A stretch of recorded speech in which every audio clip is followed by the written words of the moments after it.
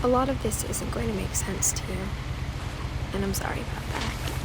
I'm just going to start at the beginning, with the house.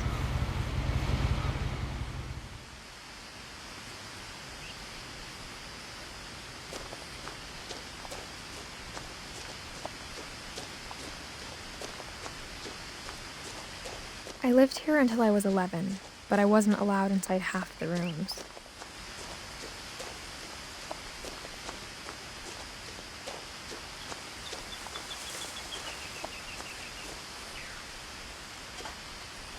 Inside the mailbox were bills from 7 years ago, marked urgent, open immediately.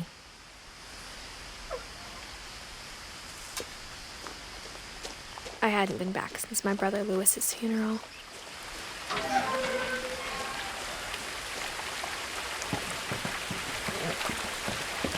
In her will, my mother left me a key, but didn't tell me what it unlocked. Maybe she thought I'd know, or she thought that the mystery would be enough to bring me back.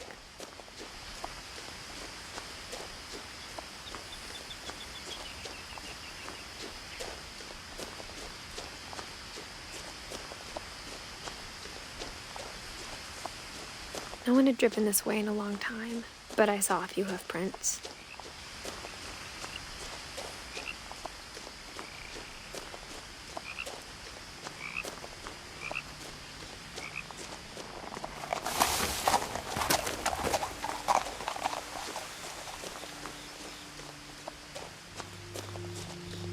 The truth is, even after I inherited the house, I never thought I'd come back to it. But now I had questions about my family that only the house knew the answers to.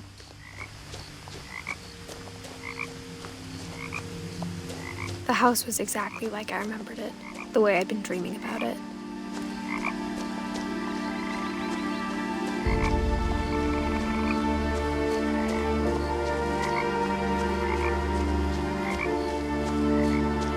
The woods around the house have always been uncomfortably silent, as if they're about to say something but never do.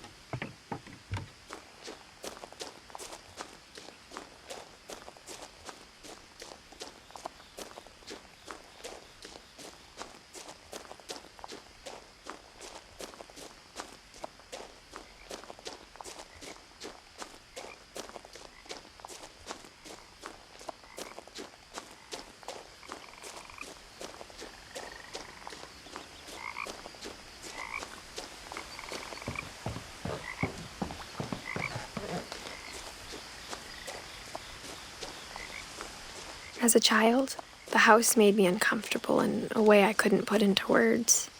Now, as a 17-year-old, I knew exactly what those words were. I was afraid of the house.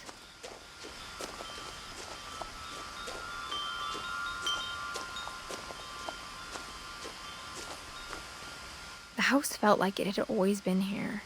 Even the swing set was older than my mother.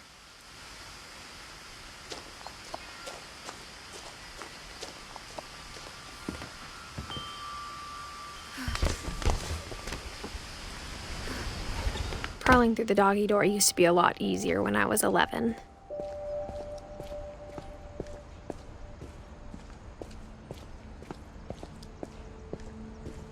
For the first time in years, I felt like I was home.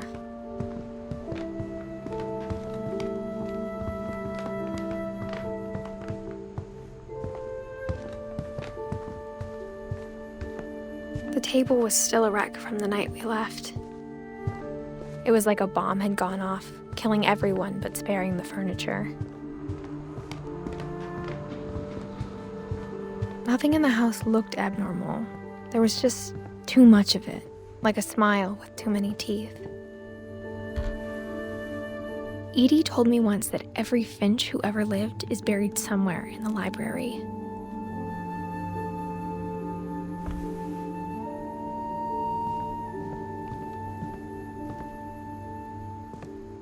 After Milton disappeared, Mom sealed up all the bedrooms. Then Edie retaliated and drilled peepholes.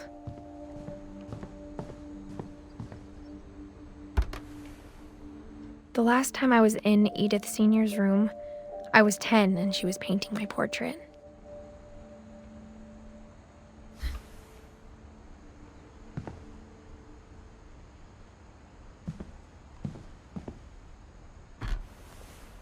As a kid, I just assumed every house had peepholes and sealed rooms you weren't allowed inside of.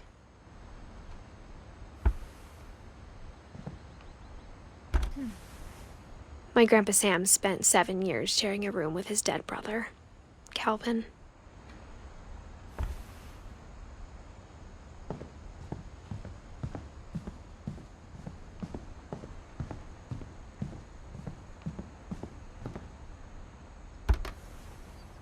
Barbara was a child star for 2 years, until America grew out of it.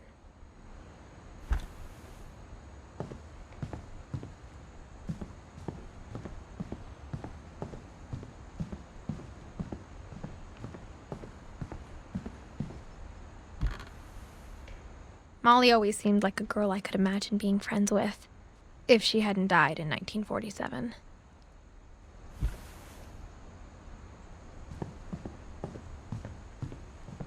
I spent a lot of time playing in Great Uncle Walter's room. Lewis told me there were secret passages, but I never believed him.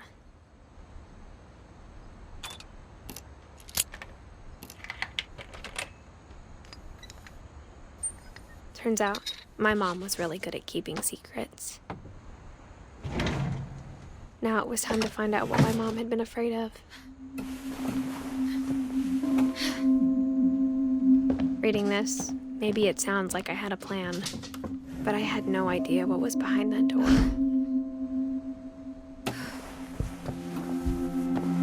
Just like I had no idea where all this was gonna lead.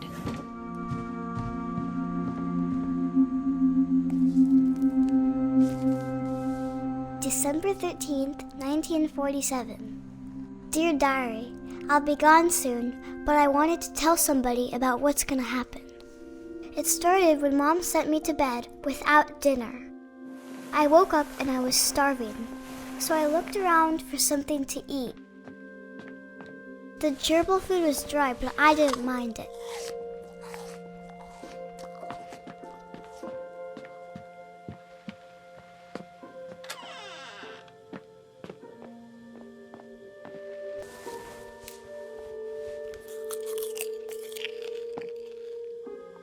I kept eating and eating.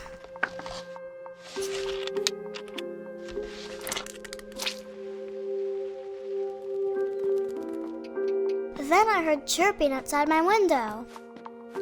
It was a barn swallow going back to her nest. I reached out for her. And suddenly, I was a cat.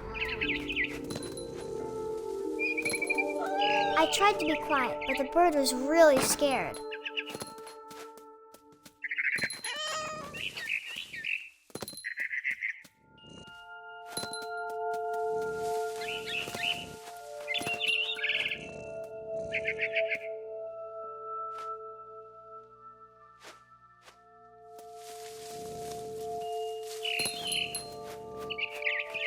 I jumped and I almost got her.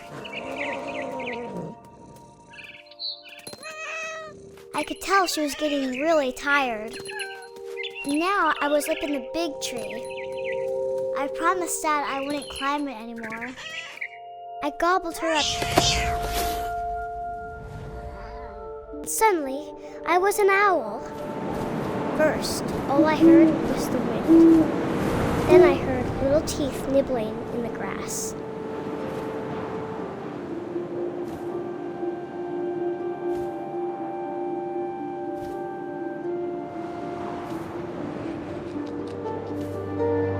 Rabbits.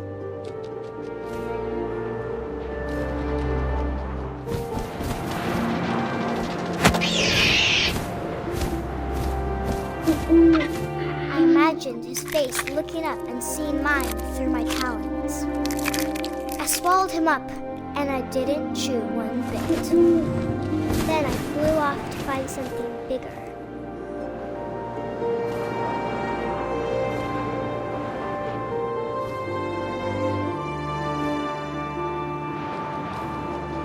A mama rabbit.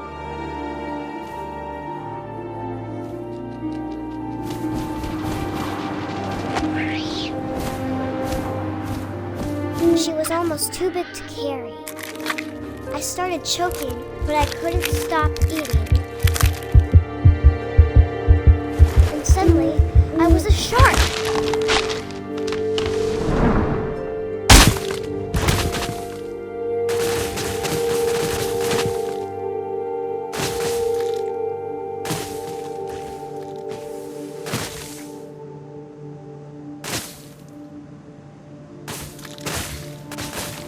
I rolled off a cliff and into the ocean. Now, I was hungrier than ever.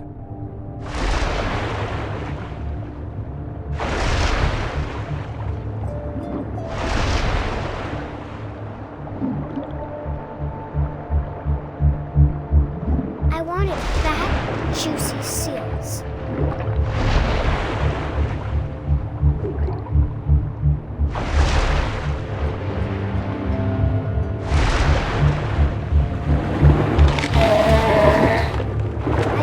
Her flipper, and it tasted really good.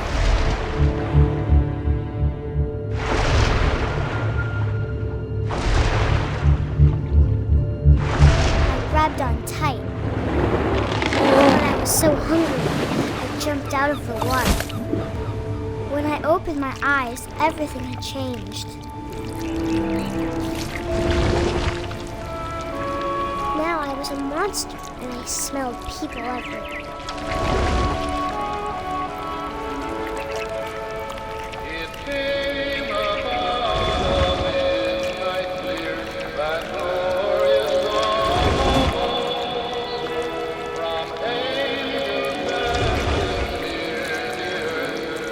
I was big, but I moved real quiet.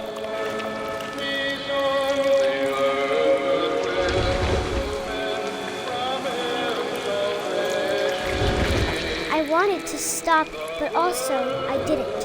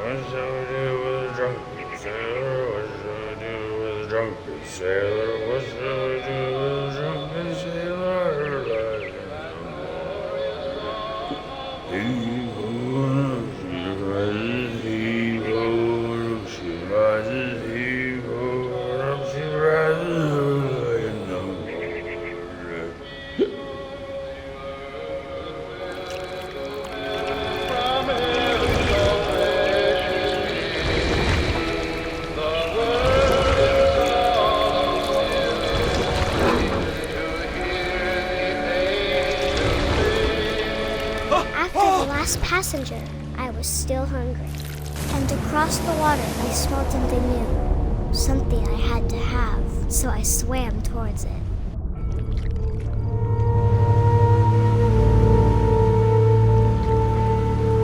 I slithered onto the sand, and the good smell went into an old pipe.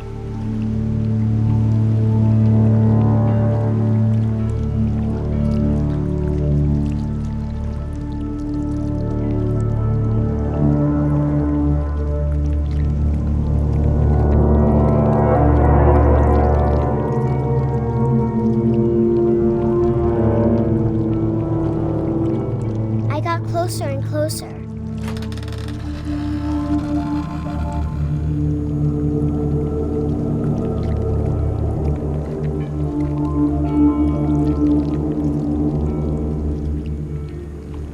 All of my stomach started growling.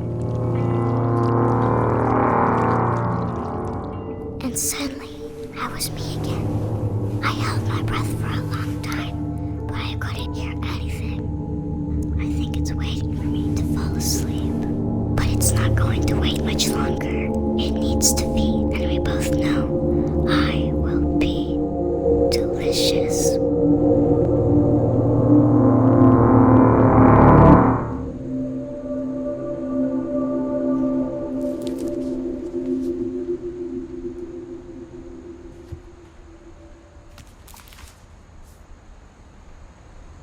I'm not sure if I believed all of that, but I'm sure Edie would have.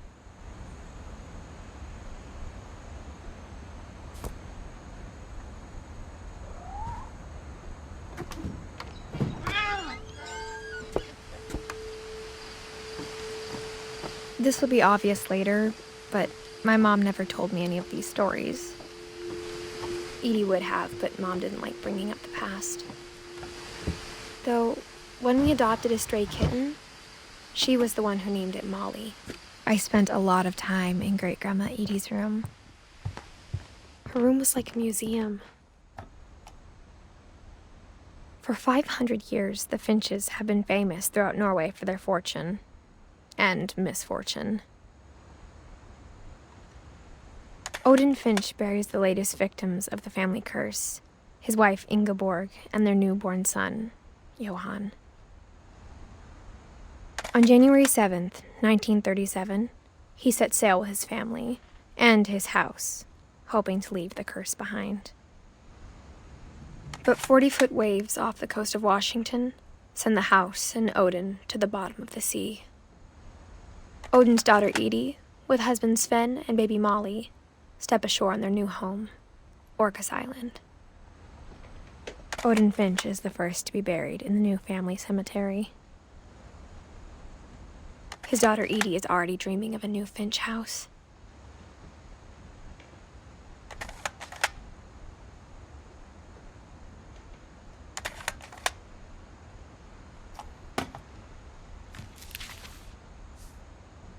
Whatever's wrong with this family, it goes back a long ways.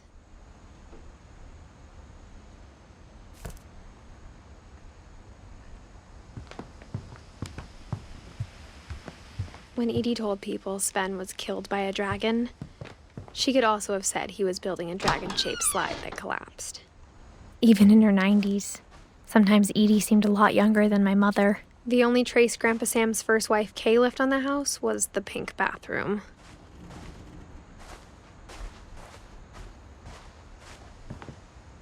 It was a pretty big trace.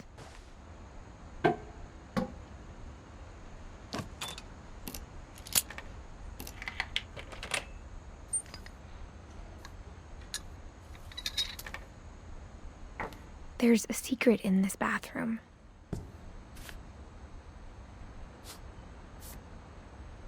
It's in the last place you would look.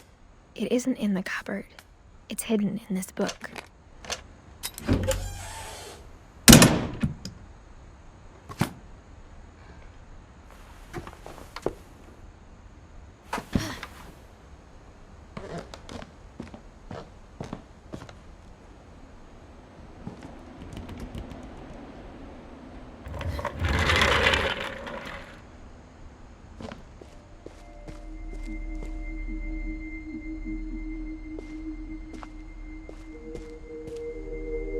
I knew Grandpa Sam had a twin, and that he never talked about him. I guess my grandpa didn't like history any more than my mom did.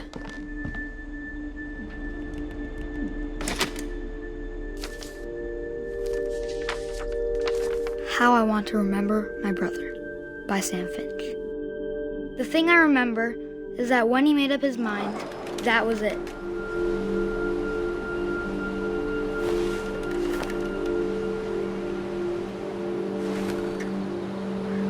My brother said he'd die before he ate another mushroom, and he did. At Barbara's funeral, we swore we'd never be afraid again, and he wasn't. I think Calvin always wanted to fly.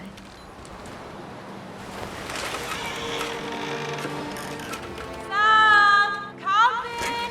Dinner's ready! Coming! But that day, he finally made up his mind to do it. I told him going around was impossible. Maybe if I hadn't said that. Calvin! I'm not gonna tell you again! Maybe if the wind hadn't picked up. Then maybe he'd still be here. But I doubt it. I think he'd already made up his mind. That's what I want to remember about my brother.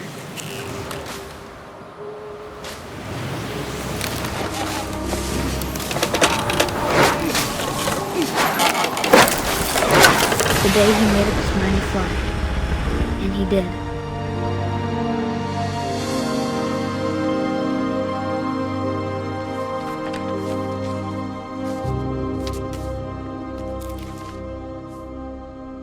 Calvin's story felt strangely familiar. When I was younger, I remember trying to do the exact same thing.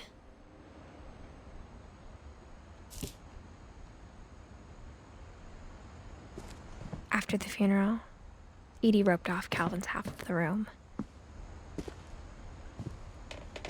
Mom said Grandpa Sam enlisted at 18 and never set foot in the room again.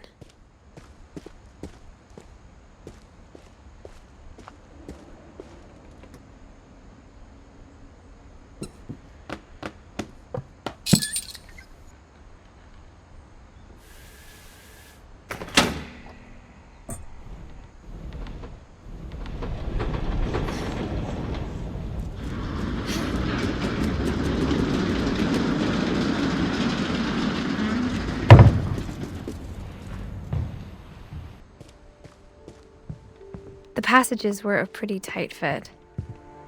They'd obviously been built for smaller hands and bellies.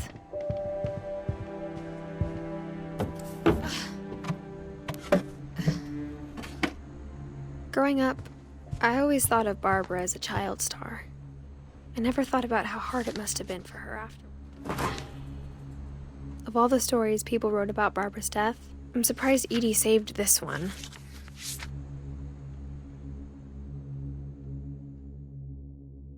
Ghastly tale inspired by America's most unfortunate family. I'm calling it The Surprise Ending of Barbara Finch. As a child star, Barbara was famous for her scream. Now at 16, she was all washed up, a has-been. But in a lucky break, she'd been asked to perform her signature scream at a local convention for monster movie fans. It was just the boost her career needed. Unfortunately, her scream hadn't aged well. Getting better. I think you just need the right motivation. Her biggest fan and current boyfriend, Rick, was about to demonstrate when... Now that was a great scream. It was Barbara's father, Sven. He'd slipped into a table saw and had to be rushed to the emergency room. So Barbara got stuck babysitting her youngest brother, Walter. Her convention comeback was cancelled. Okay, I'm hearing frustration, but I'm not hearing terror. What if I tried... A gang of hoodlums in Halloween masks have been terrorizing Orcas Island tonight. Police are urging residents to... That came from the basement. You're right!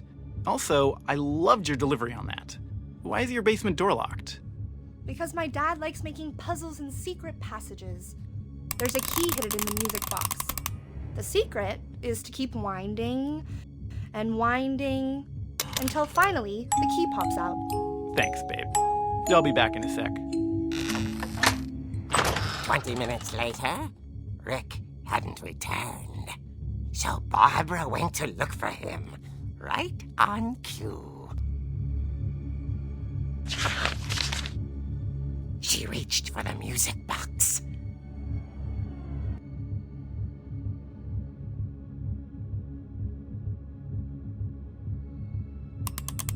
And as she wound the key, she listened for Rick, but the house was silent.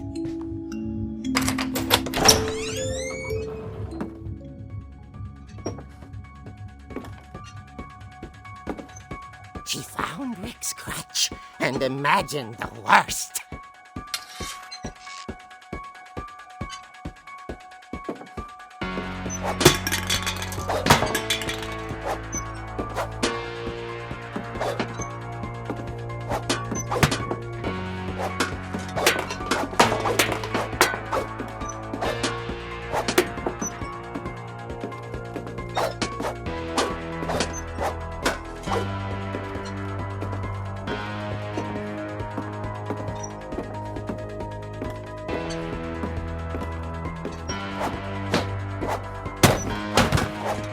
The gang's leader is the infamous Hookman killer, Dr. Carl Hamill, who impaled and then ate his family 10 years ago tonight.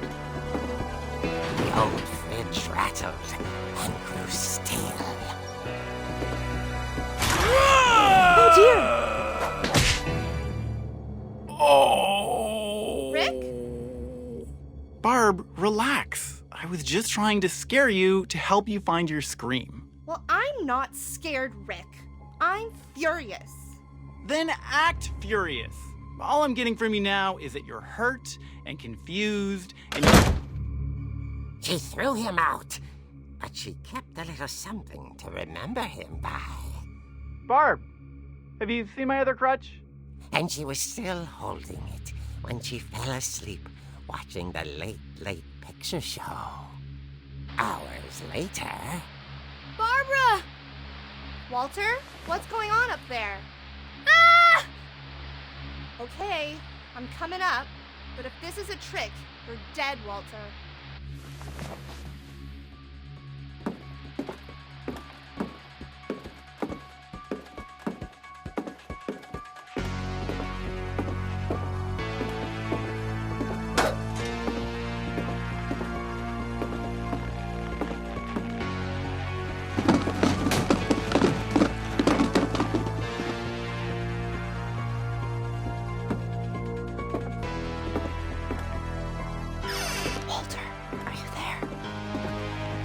Walter had vanished, but his bedside radio was still on. Orcas Island police describe the man as 6 feet tall, with a steel hook for a hand. Residents are urged to lock all doors and windows and notify the police of any suspicious activity. Barbara turned, saw the hook man, and was speechless. He was quite smashing. And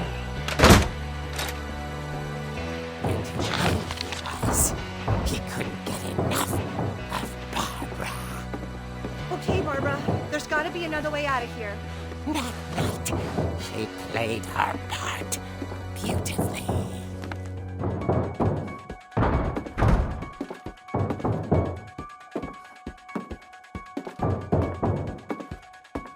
Molly's door hadn't been opened in years. The hinges groaned.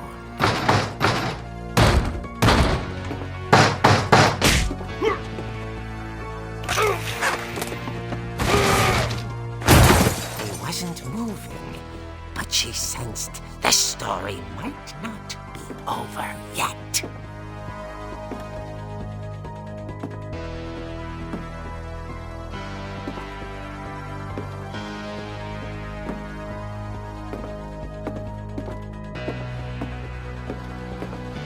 The hookman had vanished. She listened for his breathing, but all she heard was... At the door, she heard whispering. It was coming from inside the house.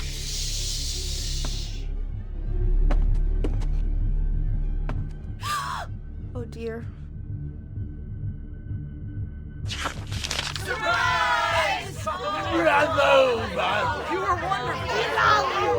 monsters had come to surprise her. For Barbara, it was a dream come true. Then she saw what kind of monsters they were, and she realized what was about to happen. She was going to be famous. And with her final breath, Barbara Finch gave the performance of her life.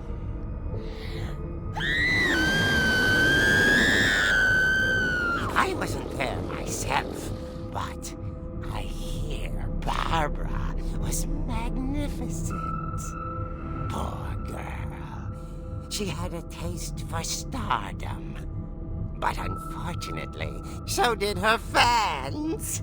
Of course, the police blamed it all on poor Rick, who disappeared the same night.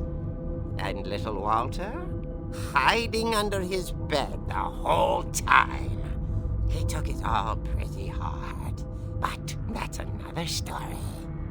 As for Barbara, tucked inside the music box was all they ever found of her. Her ear. Now that's what I call a real eerie tale.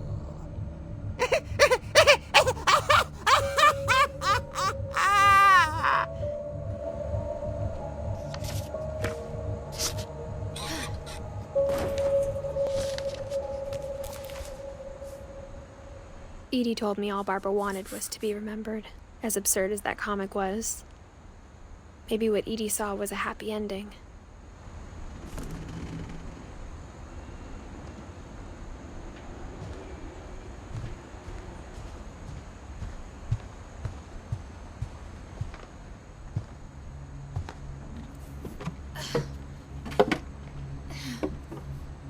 I guess now I know why Mom didn't like me playing with the music box.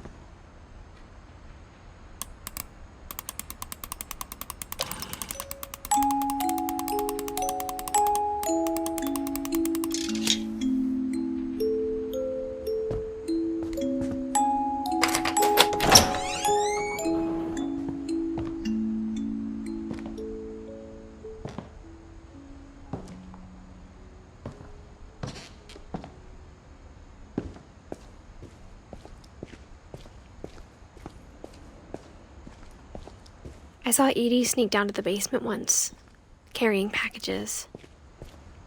I thought maybe she was hiding presents.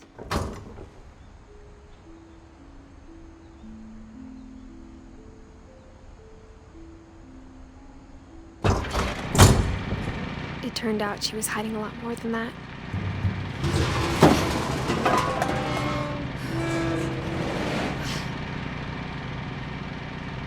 I remember asking Mom once about where Walter had gone. She said after Barbara died, he got as far away as he could. If there's a pattern in all these stories, I think it's that none of us has gotten very far. Goodbye, everyone. I can't believe I've been down here for 30 years.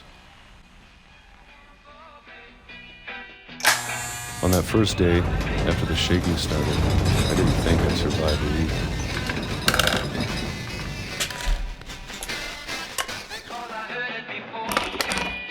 But after a few days, I settled into a routine. That's what kept me sane. Having a schedule, living for today. I always expected to be dead tomorrow. But if you wait long enough, you get used to anything.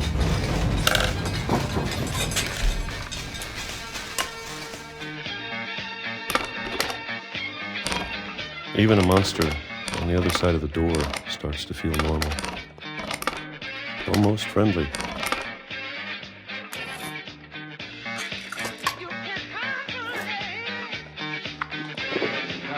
And then one day, everything just stopped. Whatever that thing was, it was gone. Maybe it got tired of waiting. Or maybe I just got tired of being afraid.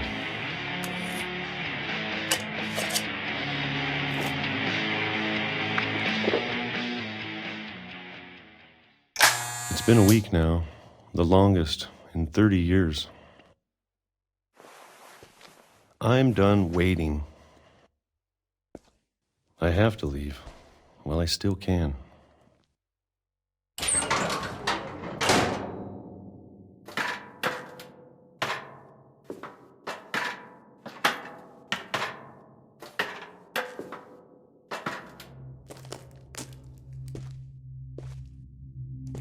I know it's out there, somewhere. Whatever killed Barbara and Molly and Calvin. Maybe this is all a mistake. But I need to stop living the same day, even if it kills me. Whatever's out there, I want you to know I'm ready for it. I'm going to appreciate all of it, especially the food. I don't mind if I only have a year left, or a month, or a single week. I'd be happy with one new day. I can already imagine the sun on my face.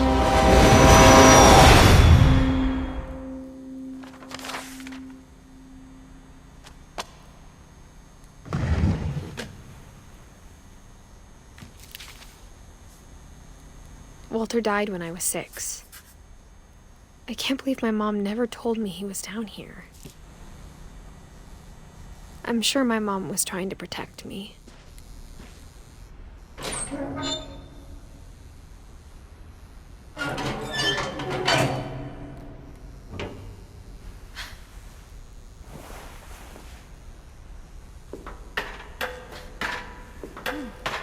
Maybe she was afraid I'd end up like Walter. But if she never told me about an uncle under the house, I can only imagine what else she was hiding. I don't want to make the same mistakes she made, trying to bury something that's still alive. Now that there's only one of us left, or maybe 2, I thought it was time I heard the stories for myself and found out what happened to everyone else. But now I'm worried the stories themselves might be the problem. Maybe we believed so much in a family curse, we made it real.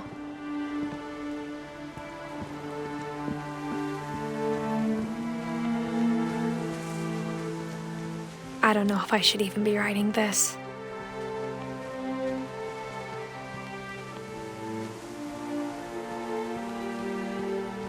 Maybe it'd be better if all this just died with me.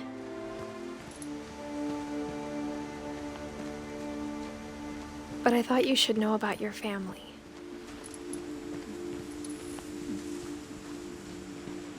And the history you're a part of. Though to be honest, I feel as lost as you probably do right now.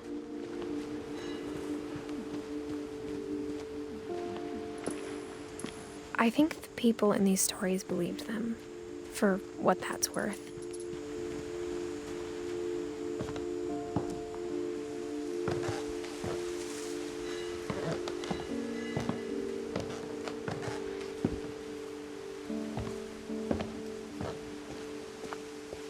And when you look at the house, that history of imagination and stubbornness and madness, any of it seems possible.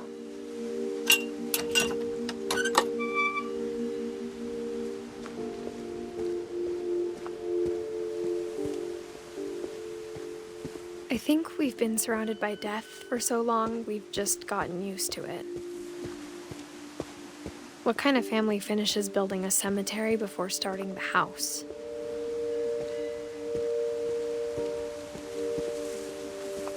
It's embarrassing for me to admit this, but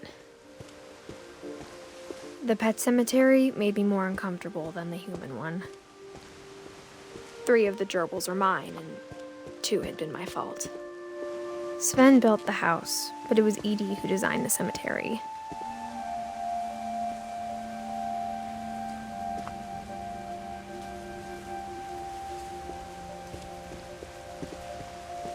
I'm sure Odin's monument had been Edie's idea. My mom was always trying to move on, but for Edie, the past never went away. She could see it poking out of the water at low tide.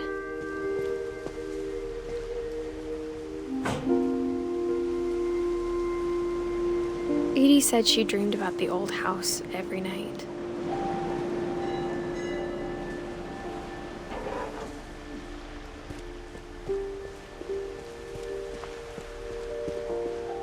Edie's side was always easier for me to understand. But the older I get, the more I can see where my mom was coming from.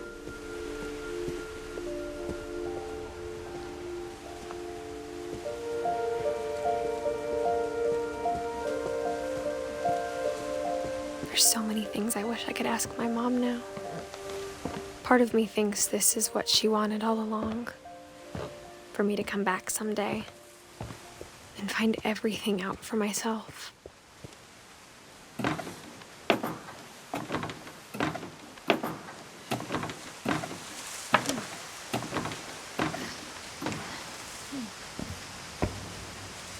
But looking back on it now, if she told me there was going to be so much climbing, I never would have come when I was 22 weeks pregnant.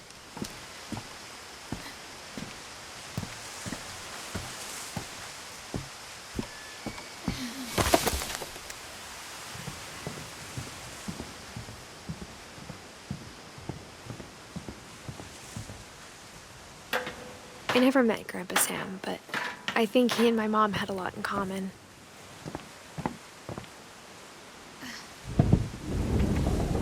They were both pretty intense.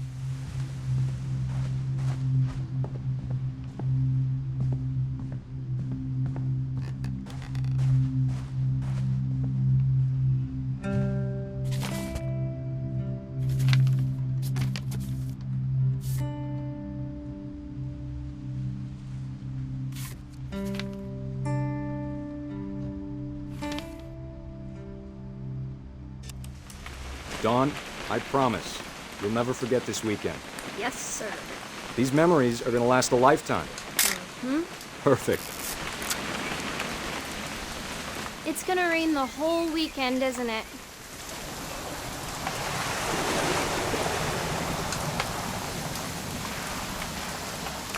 Please just take the damn picture. Hey, language. I will never forget this weekend, Dad. Okay, got it. I'm gonna take some pictures, okay?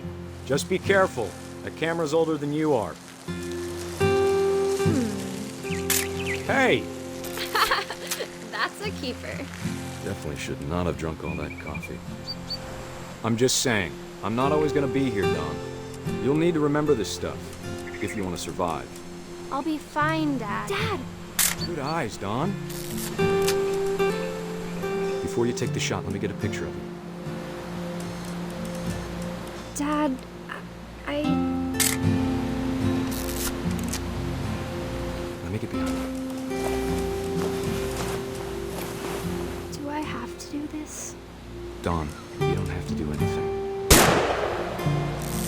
Great shot, Don!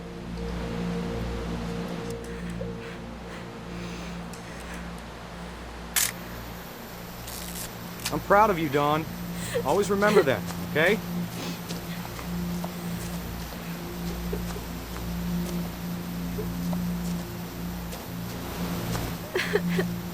Dad, it's twitching. I think That's it's totally normal, Don. Just focus on the camera. Try not to think about... Dad!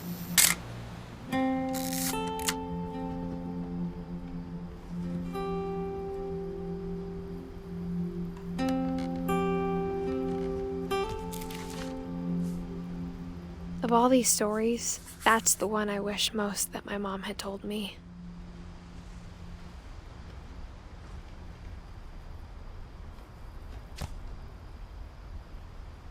Sam spent his life shooting photos, but Mom said he got nervous being in front of the camera. I guess we're all afraid of something.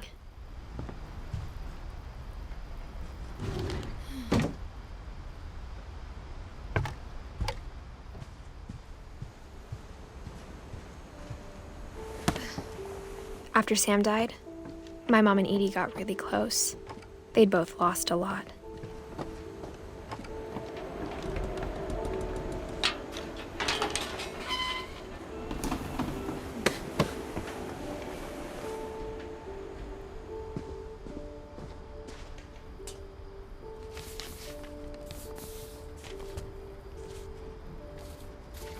Dear Kay, do you remember the way Gregory used to laugh when he thought he was alone? Like something funny was happening, but only he could see it. I think he saw things the rest of us don't.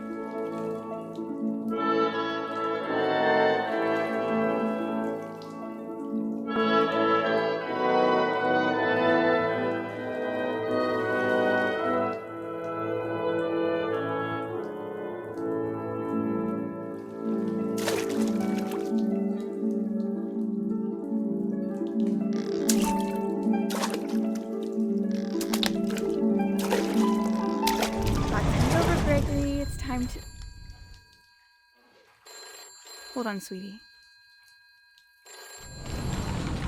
Hello? Sam, I told you I don't want to talk right now. I wonder what he saw.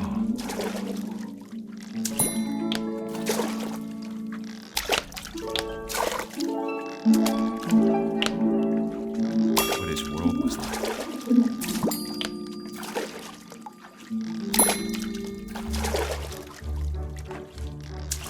Reminded me so much of Calvin. Lost in his imagination. Whatever it was he saw, it sure made him happy.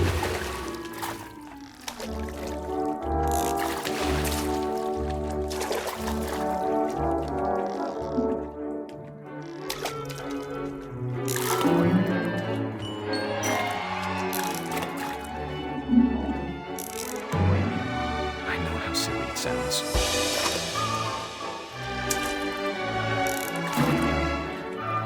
But I worried about a baby being too happy. But I could feel him slipping away. Sorry about that, Gregory. I know you did everything you could. Maybe if I hadn't called that night.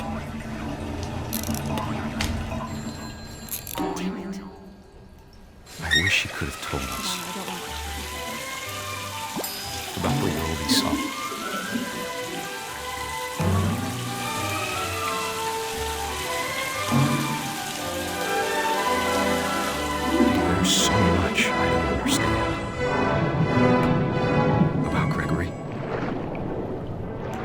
everything.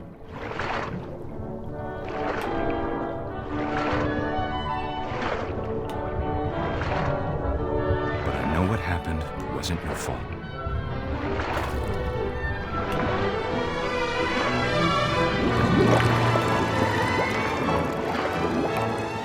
I'm sure it's happened. And he'd want you to be happy too. Good luck, Kay. Love, Sam.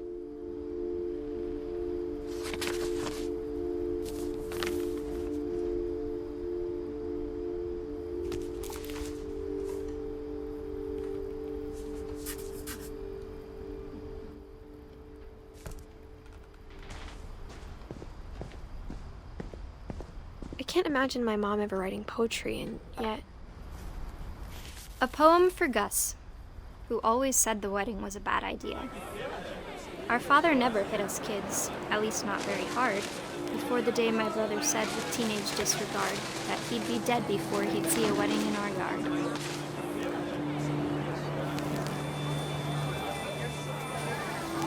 My father made him come, of course, but Gus stood far apart, just flew his kite and bottled up the storm inside his heart.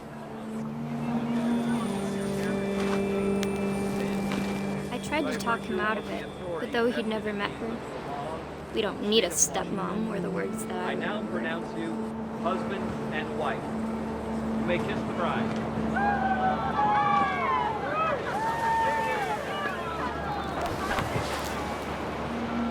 When the time for photos came, Dad ordered him to come here. But Gus declined, and as a sign held up his middle finger.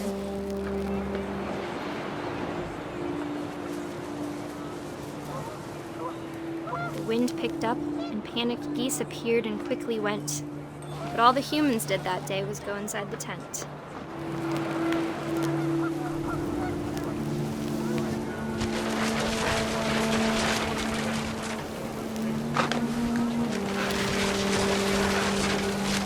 Rain came down in buckets then, but no one seemed afraid that nature might destroy the tent our dad had crudely made.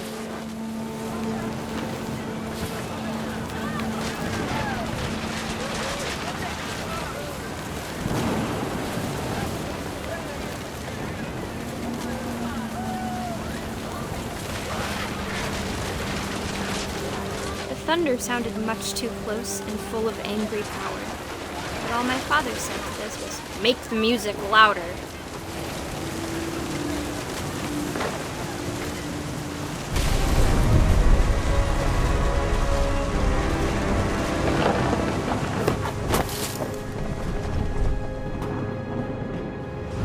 I wish that I could truly say I thought about you on that day.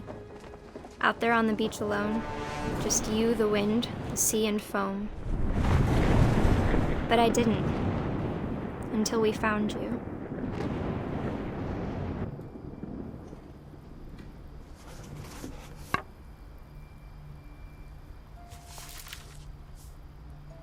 She never talked about him, but Mom told me once if I was a boy, they were going to name me Gus.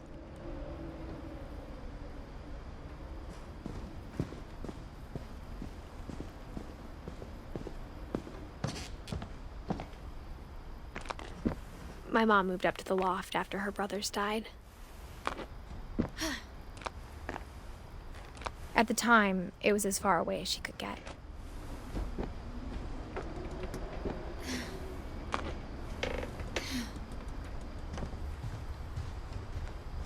She spent a summer building houses in Calcutta, where she met my dad, Sanjay. My mom moved to India a week after graduation and got a job teaching English.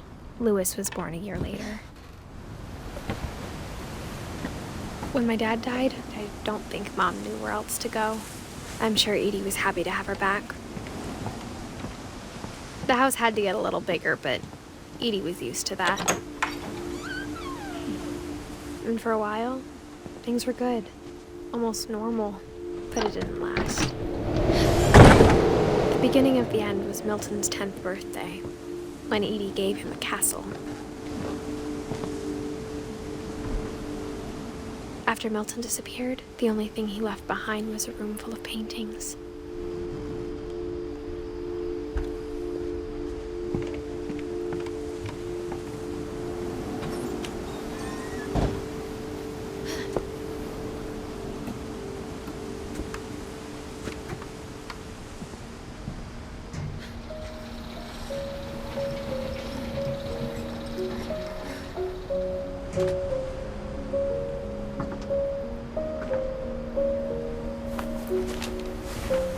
Milton Finch in The Magic Paintbrush.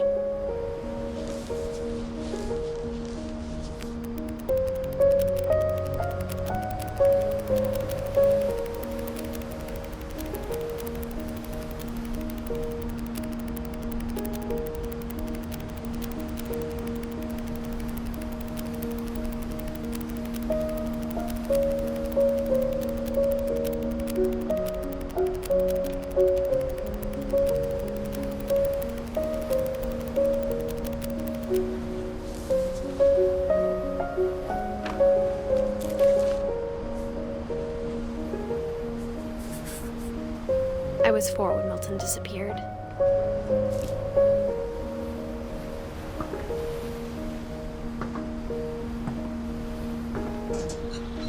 Mom spent months searching for my brother. Then she sealed the doors.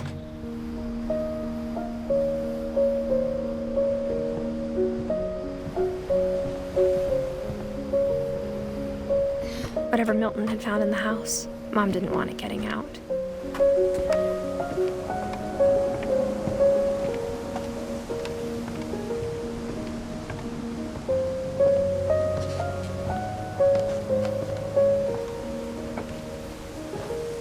Mom definitely blamed Edie, but I think Louis blamed himself. After he graduated, he just spent more and more time in his room. Until Mom got him a job at the cannery. Everyone always told me to stay out of Louis's room. Except Louis.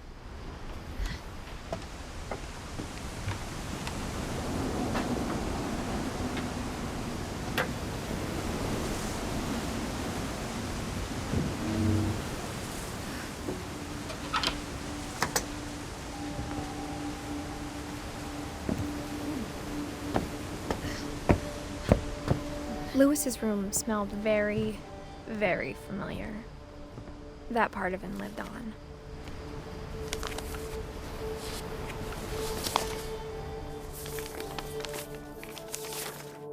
Dear Mrs. Finch, as Louis's psychiatrist, I can understand your desire for an explanation. As I see it, the trouble began in January, shortly after we convinced your son to seek treatment for substance abuse.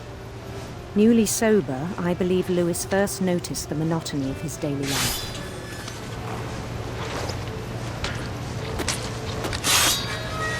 He kept working at the cannery. But he withdrew part of himself. In our sessions, I saw the same behavior. His mind began to wander. I asked him to describe it. He said he started small, imagining a labyrinth. He'd feel his way about. Then something moved. Bats. And toads. And things that have not names. He knew it was all in his head. But he took it very seriously. I had hoped he'd find himself.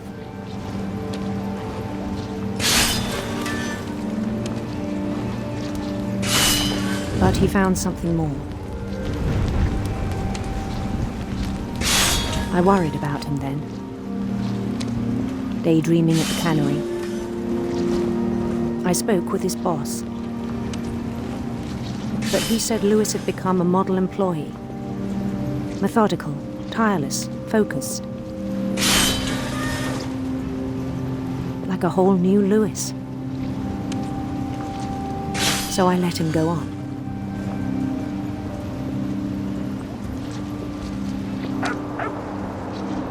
I even encouraged him. It seemed very promising at first. He told me he'd made a new friend.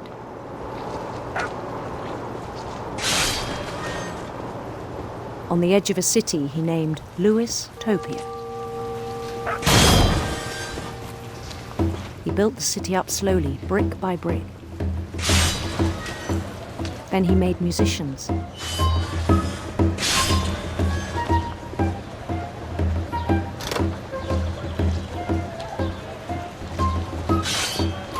And songs for them to play. He talked about starting a band. And he was always humming something. Every day his imagination grew stronger.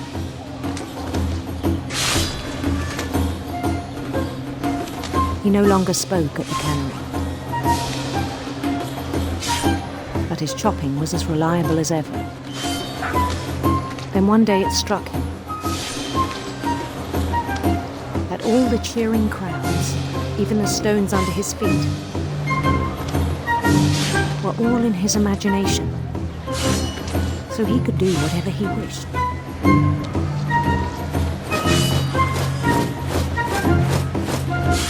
He held an election for mayor. And he won.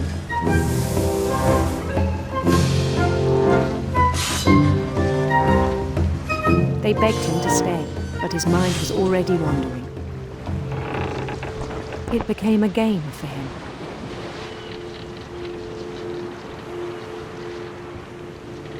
He'd conquer a city, then immediately push on. New Louisville.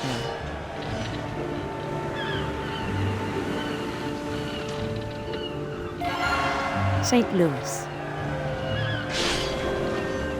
He started drifting away from our reality.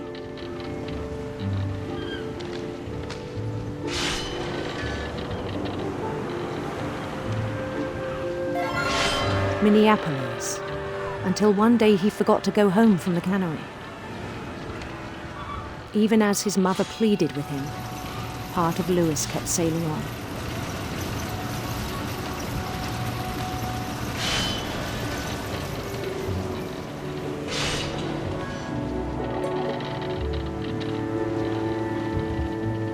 In Louisburg, he heard rumors of a beautiful prince.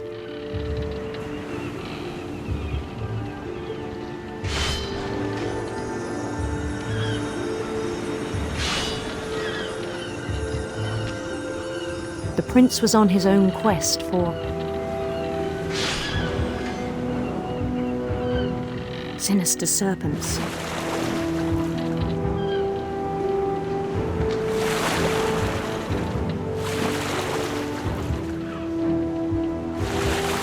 He followed the sound of his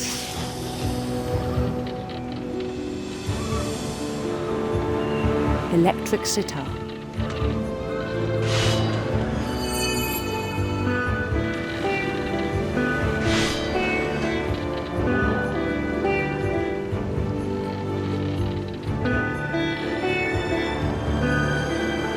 His chase led him to a golden palace east of the sun and west of the moon.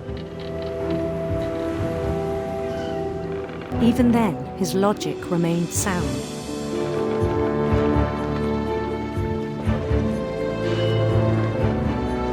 He knew the world was all in his imagination.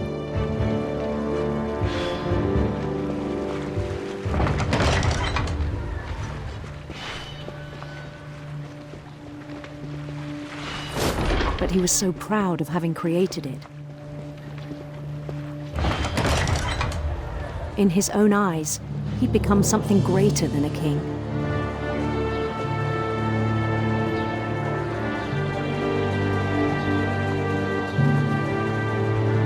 For someone who'd never known success in the real world, I think it was overwhelming. And then it struck him that the real Louis was not the one chopping salmon, but the one climbing the steps of a golden palace.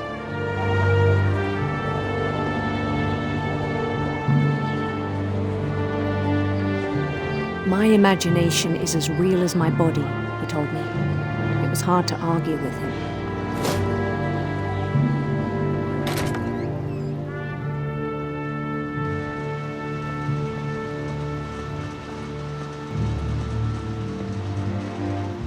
He began to forget the world we know,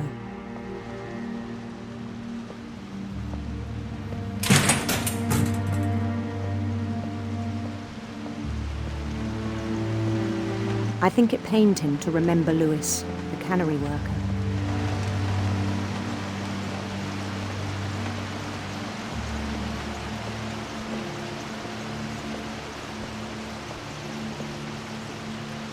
He began to despise the man with a royal contempt.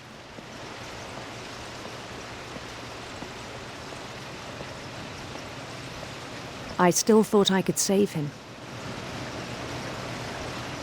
Even after he said he was being crowned king over all the lands of wonder. The palace would be packed with his companions.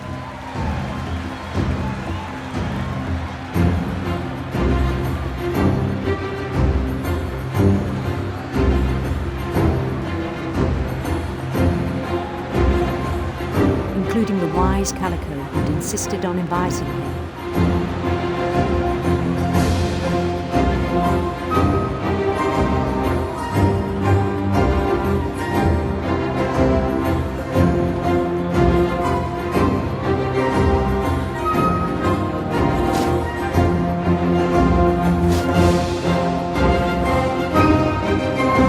His prince waited, holding his crown.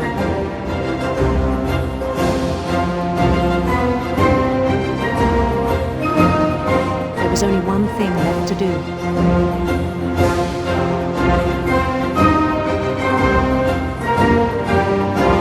Bend down his head.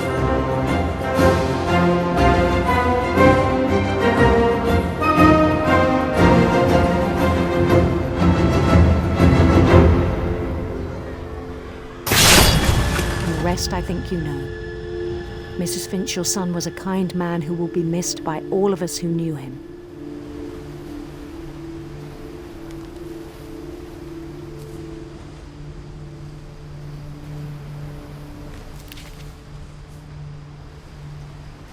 My brother was really cool. I wish you could have met him.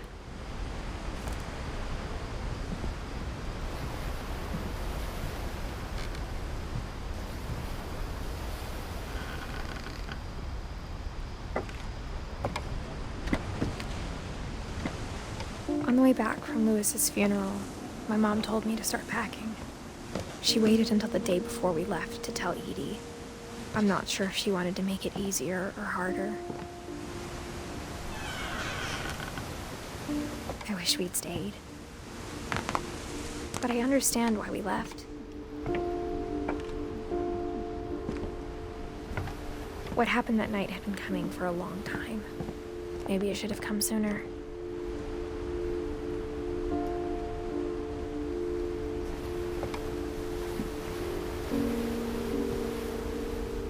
But it had to end one way or another.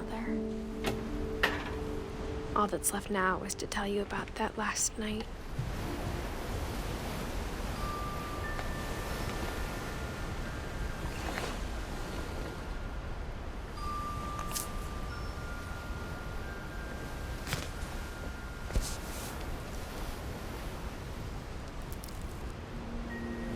That whole last day, Edie just watched us pack and didn't say a word.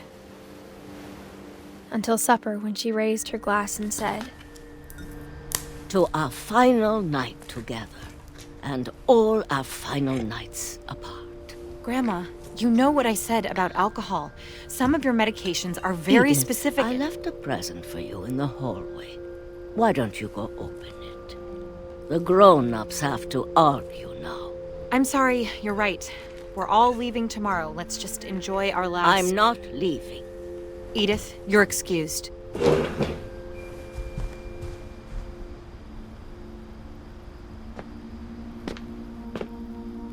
The power had been shut off that morning, but Edie always had plenty of candles. When my mom sealed the library, I don't think she knew about the other entrance. Or that Edie had a key to it.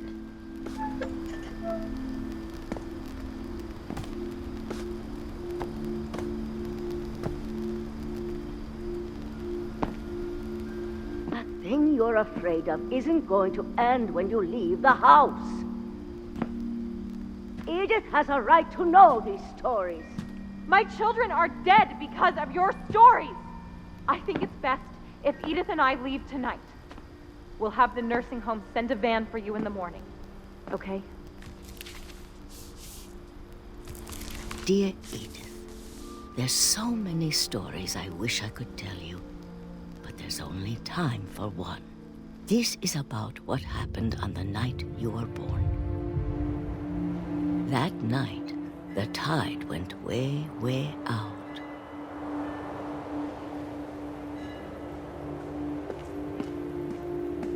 It was the first and last time I ever saw the old house aground.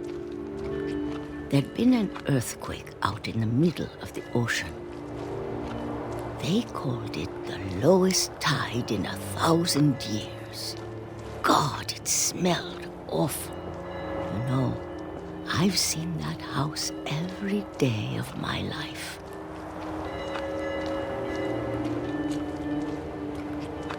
But I never thought I'd go back to it. When the fog rolled in, I lost my way.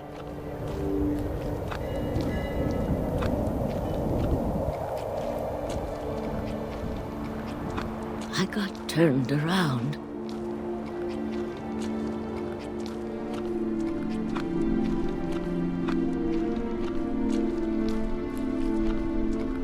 For a while, I wandered. I started seeing things.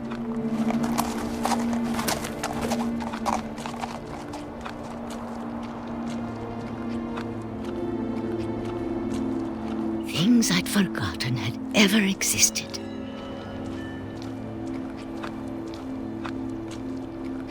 But when I saw them, they felt like old friends. That night, a lot of things came back to me. Or maybe I came back to them.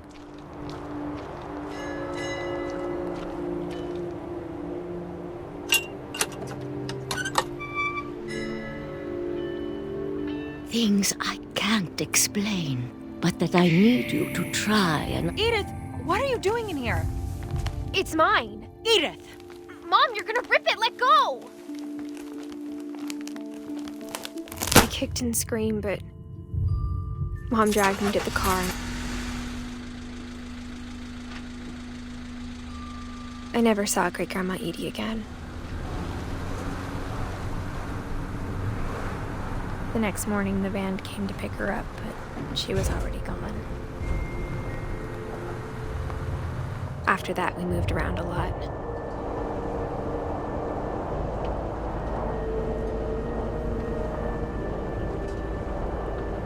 We both tried to make the best of it.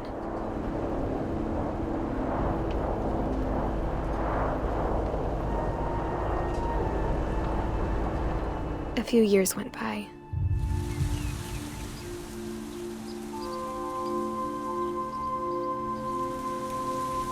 My mom didn't like to talk about it, but she started getting sick a lot.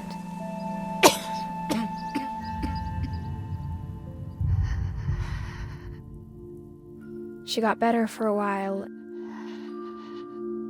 and then she didn't. And then I was alone. The last Finch left alive.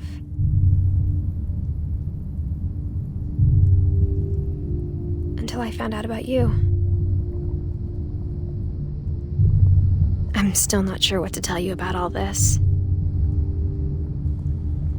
If we lived forever, maybe we'd have time to understand things. But as it is, I think the best we can do is try to open our eyes.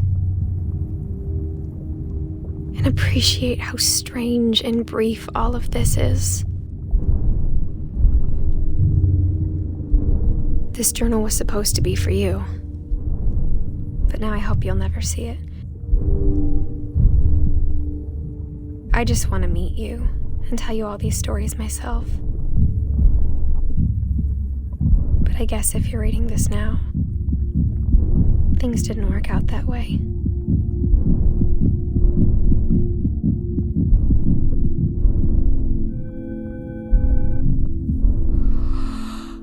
This is where your story begins. I'm sorry I won't be there to see it. It's a lot to ask, but I don't want you to be sad that I'm gone. I want you to be amazed that any of us ever had a chance to be here at all. Good luck.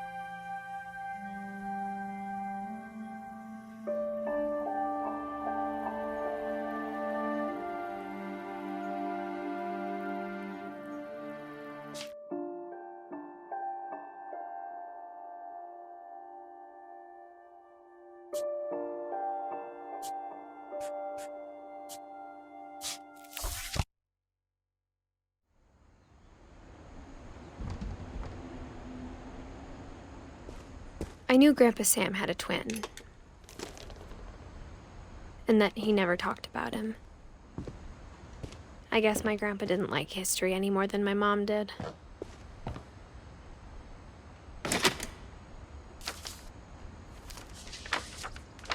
How I Want to Remember My Brother by Sam Finch. The thing I remember is that when he made up his mind, that was it. My brother said he'd die before he ate another mushroom, and he did. At Barbara's funeral, we swore we'd never be afraid again, and he wasn't.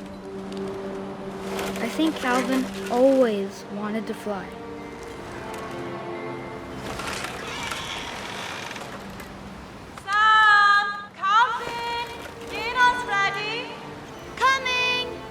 But that day, he finally made up his mind to do it. I told him going around was impossible.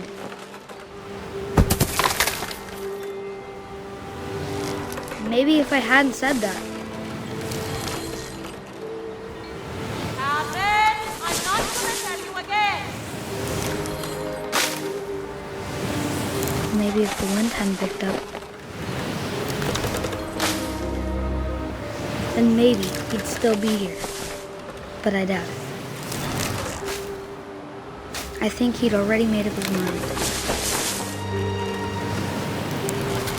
That's what I want to remember about my brother.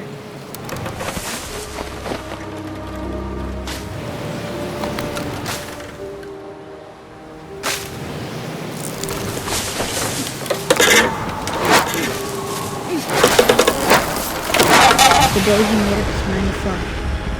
And he did.